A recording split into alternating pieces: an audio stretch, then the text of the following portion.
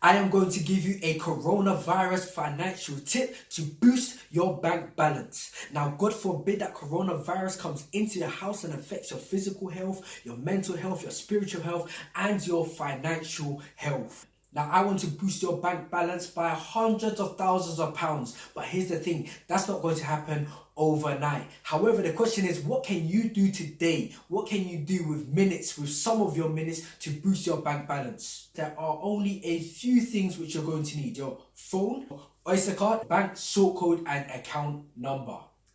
Here goes.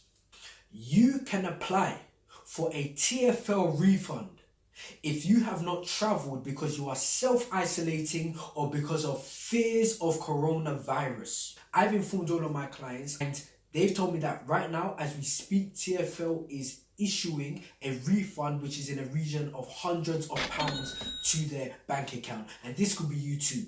Have a look at the TFL website. If you have friends, family, colleagues who have purchased a ticket, do share this video with them so that they too can also boost their bank balance in this corona crisis period. Thank you very much. CEO Money Mike, your wealth and business consultant.